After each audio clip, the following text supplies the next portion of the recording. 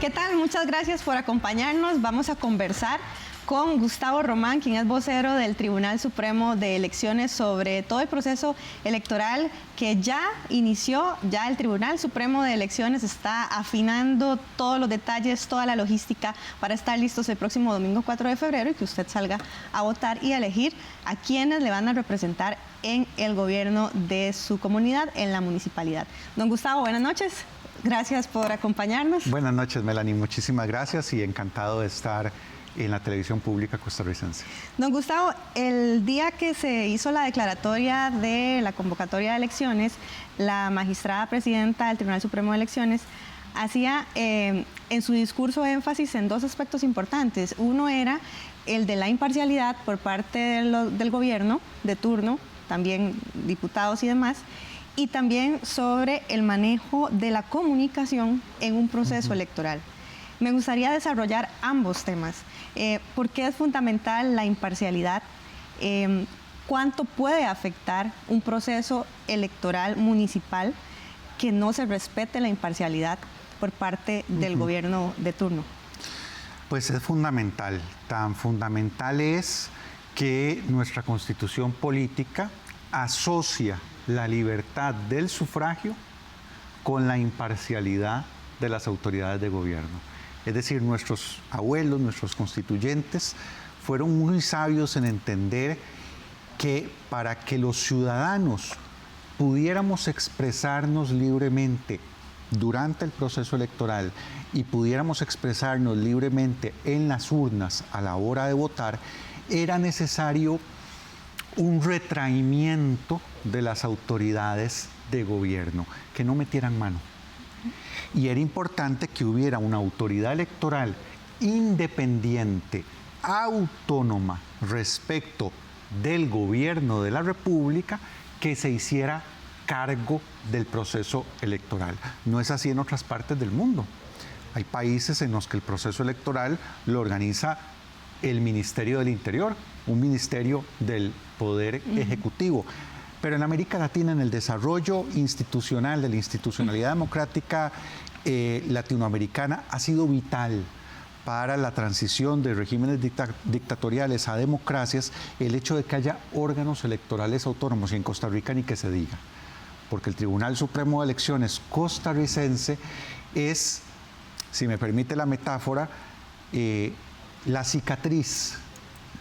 El Tribunal Supremo de Elecciones es la cicatriz de una herida muy dolorosa que sufrió nuestra sociedad en 1948. Toda la década de los 40, pero en 1948 con su desenlace cruento de una guerra civil breve, pero sangrienta, y es posterior a ese conflicto armado, que es nuestra última ruptura del orden constitucional, que se toma la decisión de crear esta estructura tan robusta, tan fuerte, tan bien equipada que es el Tribunal Supremo de Elecciones. Ahora, en cuanto al manejo de la comunicación, de los medios, que también la magistrada doña Eugenia Zamora hacía ese llamado a los medios de comunicación, no solo al gobierno, de mantener una cobertura responsable, claro, y también imparcial en este proceso. Sí, es muy importante porque la calidad de una democracia está determinada, casi que yo diría es el principal factor determinante por la calidad de la conversación que haya en esa sociedad. Es decir, tan buena o tan mala es una democracia en un país como buena o mala es la conversación pública en ese país. Por una razón muy sencilla, porque la democracia es el régimen de la opinión pública. En democracia quien gobierna es la persona que tiene mayor respaldo popular. Y las decisiones al final del día, aunque las tomen representantes en la Asamblea Legislativa y otras autoridades, está muy permeada, muy influida por la opinión pública. Cuando una autoridad se da cuenta de que hay algo contra lo que está todo el mundo, normalmente se echa para atrás. Y viceversa, cuando hay algo sobre lo que hay un consenso muy amplio en la sociedad, aunque esa autoridad en particular considere que no, porque no está de acuerdo con ese consenso, normalmente cede un poco. Es decir, la democracia es el sistema donde mayor peso tiene la opinión pública. Esa opinión pública no es espontánea, no nace porque así, nace de la conversación de las personas. De la conversación, lo digo en el sentido literal, en un parque, en una soda, en la iglesia, o en la conversación que se da en programas como este y los estímulos mediáticos que a mí me llegan, que puede ser un programa de televisión, de radio, un artículo de opinión en un periódico o, en este momento de la historia, con una especial fuerza, las redes sociales. Es en esa conversación, en ese barullo, que se forma la opinión de cada cual, en la mente de cada cual. Y el conjunto de nuestras opiniones forman la opinión pública. Si es sana, el país va bien y la democracia va bien.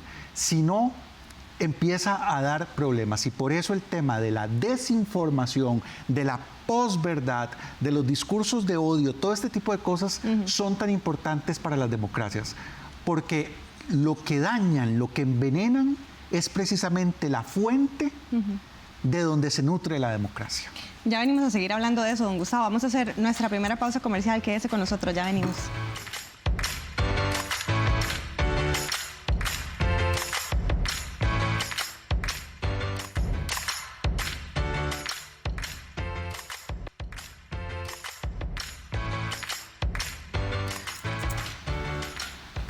Gracias por continuar informándose con nosotros. Seguimos acá conversando con Gustavo Román del Tribunal Supremo de Elecciones sobre todo el proceso del 2024, febrero del 2024, estas elecciones municipales, estos comicios que, bueno, sigue el Tribunal Supremo de Elecciones afinando detalles ya para tener todo en orden. Conversábamos antes de la pausa de todo lo que es la imparcialidad, la necesidad de que haya una imparcialidad no solamente de las autoridades gubernamentales, sino también de los medios de comunicación en este proceso electoral. Y conversábamos también sobre el tema de las redes sociales, que ahora prácticamente, don Gustavo, esa es la manera de informarse de la mayoría, sino de toda la población. Y cuánto puede llegar a cambiar el rumbo de una elección el manejo de redes sociales. Sí, como usted bien dice, Melanie, lo que se conoce como el ecosistema de medios de comunicación que nosotros tenemos hoy es muy distinto al ecosistema de medios de comunicación de la segunda mitad del siglo XX, donde era reina y señora doña televisión, y donde tenía un peso muy grande, determinante también la prensa escrita, en entrarle con mayor profundidad a los temas, y la radio en acompañar la intimidad de los espacios de las personas. Mientras las personas estaban en su casa, trabajaban o hacían comida, estaba la radio encendida. Cada época ha tenido sus distintos ecosistemas de medios de comunicación que tienen una incidencia directa en cómo se da la conversación pública en una sociedad. Bueno, en este momento de la historia, sin duda alguna, las plataformas digitales, entiéndase, redes sociales, motores de búsqueda y también servicios de streaming, tienen un peso decisivo en ese proceso que mencionábamos en el bloque anterior de conformación de la opinión pública. Y efectivamente están siendo un terreno utilizado para promover, digamos, la faceta oscura o indeseable de la propaganda o de la comunicación política, que es la desinformación, la defensa de la polarización, del desencuentro, de la rabia, del enojo, del rencor, con fines maquiavélicamente electorales. Es decir, no es enojar a la gente por enojarla, no es desinformarla por desinformarla, no. Detrás de ese río revuelto siempre hay un pescador que saca ganancia, siempre. Quien está usando las cosas lo está haciendo con un interés. Y esto se ha visto en muchas partes del mundo, en Costa Rica no es la excepción, y por eso nosotros como ciudadanos y ciudadanas tenemos la responsabilidad, pues, de que no nos vean la cara, de no ser tan ingenuos y evitar en la medida de lo posible ser víctimas de esa manipulación. ¿Cómo regula el Tribunal Supremo de Elecciones esta veracidad? Cuando ahora, ¿verdad?, con el tema de redes sociales es tan complicado, porque además las redes sociales traen consigo el anonimato, don Gustavo. Sí. Que creo que es la parte más difícil de controlar. Sí, efectivamente. Y la inmediatez. Y la inmediatez. Estas nuevas formas de comunicación le están planteando un reto decisivo a las autoridades y a las legislaciones electorales de todo el mundo. ¿Por qué? Porque nuestras legislaciones, por ejemplo, nuestro Código Electoral es de 2009. Ciertamente, ya había Internet. Es más, ya Facebook estaba fundado, pero no tenían el carácter masivo y la importancia, la trascendencia que tienen ahora. Además, el Código Electoral costarricense es de 2009, pero la propuesta del tribunal que finalmente se aprobó, la hizo el Tribunal Supremo de Elecciones en el 2001. Es decir, a nivel mediático responde a un ecosistema de medios del siglo XX. Y necesitamos legislación que responda a los nuevos desafíos. Por eso el Tribunal Supremo de Elecciones hizo una propuesta de reforma electoral, hizo varias propuestas, pero una específica dedicada al tema de plataformas digitales, que si a usted le interesa después podemos detallar. Yo por lo pronto, para contestar la pregunta, le diría que lo que el Tribunal Supremo de Elecciones hace hoy es monitorear la propaganda, también la propaganda en plataformas digitales, no solamente en medios tradicionales, y vigilar en la medida de lo posible y con las herramientas que tenemos que se cumpla la legislación respecto de transparencia, del financiamiento partidario, respecto de las vedas, los periodos de tiempo en los que no se puede hacer propaganda ni difundir encuestas, y respecto de algunas limitaciones de contenido que hay en esa propaganda. Por ejemplo, y porque así lo dispone el artículo 13 de la Convención Americana de Derechos Humanos, no es válida la propaganda que promueve el odio, la violencia, la guerra, que incita a la discriminación. Eso no es libertad de expresión, eso es propaganda prohibida por la Convención Americana de Derechos Humanos y el Tribunal Supremo de Elecciones también la prohíbe. Luego, la posibilidad de aplicar con eficacia estas regulaciones, sin duda alguna está limitada por las limitaciones de nuestra legislación. A eso iba, de hecho, don Gustavo, a esa reforma planteada por el Tribunal Supremo de Elecciones, que ya está en corriente legislativa. ¿Qué es lo que buscan específicamente? Y bueno, ya para este proceso evidentemente no va a regir, pero sí podría, para próximos eventuales elecciones, ¿qué es lo que vendría a cambiar puntualmente en este manejo de redes sociales? ¿Qué es lo que está proponiendo el tribunal? Varias cosas, pero le voy a decir la que yo creo que es la elemental, la central. Cuando los canales de televisión, los periódicos y las radios quieren participar en la campaña electoral vendiendo propaganda, tienen que inscribirse ante el Tribunal Supremo de Elecciones y tienen que decirnos cuántos son sus tarifas, cuánto cobran por un spot de televisión, cuánto cobran por una página de periódico, cuánto cobran por una cuña de radio. Y tienen periódicamente, a requerimiento del tribunal, que informarnos quién está pagando por esos anuncios, quién está pagando por esas menciones en radio, diciéndonos el número de cédula de la persona que lo pagó. Esa información nosotros, el Departamento de Financiamiento de Partidos Políticos del Tribunal Supremo de Elecciones, la cruza con la información que los partidos políticos tienen que reportar, porque nos tienen que decir cuánto gastaron en propaganda. Y esas dos fuentes de información nosotros la cruzamos también con nuestro monitoreo. Nosotros estamos viendo cuántos anuncios de televisión sale, cuántas páginas de periódico, etc. De ese cruce de esas tres fuentes de información sale la verdad. Y la verdad que puede implicar imponer una sanción. ¿Cuándo, por ejemplo? Cuando un extranjero esté metiendo plata en una campaña electoral, que es prohibido, o cuando se estén haciendo donaciones encubiertas, silenciosas, que no se estén reportando al tribunal, o dineros del crimen organizado, incluso del narcotráfico. Las estructuras para eso es ese control. ¿Cómo hacemos cuando Google, Facebook, YouTube, por mencionar esas tres, sacan propaganda, sacan anuncios, y nosotros le decimos, mire, dígame quién pagó eso. Y estas empresas dicen, no, es que yo protejo la confidencialidad de mis clientes.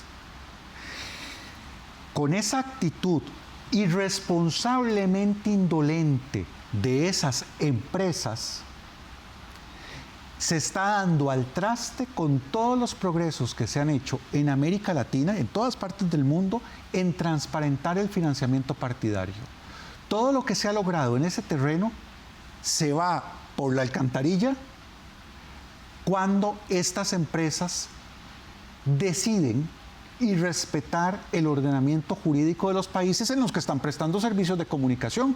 Yo no entiendo por qué un canal de televisión o una radio sí tiene que informarnos y una empresa de plataforma de redes sociales no tiene que informarnos. No, claro que tiene que informarnos.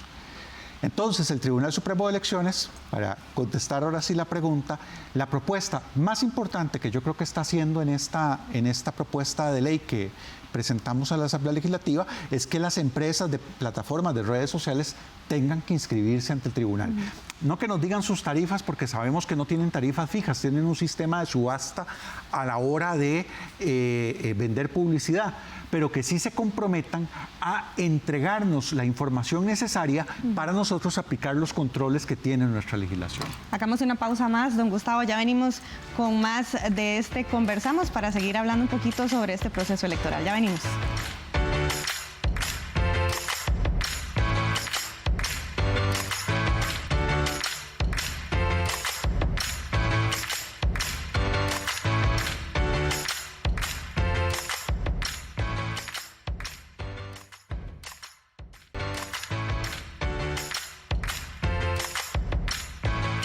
Conversamos con ustedes y también con don Gustavo Román del Tribunal Supremo de Elecciones, quien nos está contando en grandes rasgos todo lo que es este proceso con miras a las elecciones municipales del 4 de febrero del 2024. Hemos hablado también un poco de la importancia de la imparcialidad, del manejo de los medios, del manejo de las redes sociales en este tema. Y don Gustavo, hay otro aspecto muy importante que siempre tiende a llamar la atención de la gente y en cierta forma tiende a cambiar a veces el rumbo de una elección y son las encuestas. Ustedes tienen un estricto proceso también con las empresas encuestadoras en el Tribunal Supremo de Elecciones, ¿es así? Es estricto, pero no hay que dejar de ver las limitaciones que tiene. ¿Qué quiero decir? Las empresas que quieran que sus estudios de opinión sean difundidos masivamente, deben inscribirse ante el Tribunal Supremo de Elecciones. Es decir, una empresa que quiera hacer estudios de opinión durante un proceso electoral solamente para conocimiento, qué sé yo, de los comandos de campaña de un partido político, esa empresa no tiene que inscribirse ante el tribunal. Tiene que inscribirse aquella que va a hacer estudios que quiere que se den a conocer en los medios de comunicación. Y tiene que presentarle al tribunal una documentación que acredite que es competente para hacer esos estudios, que tiene los profesionales adecuados, que tiene la trayectoria y la experiencia necesaria. Es información que lo que busca es determinar que tiene la capacidad de hacer estudios demoscópicos serios y bien hechos. Ahora, eso significa que el estudio de opinión, que la encuesta que vayan a hacer es seria y bien hecha. No, no necesariamente.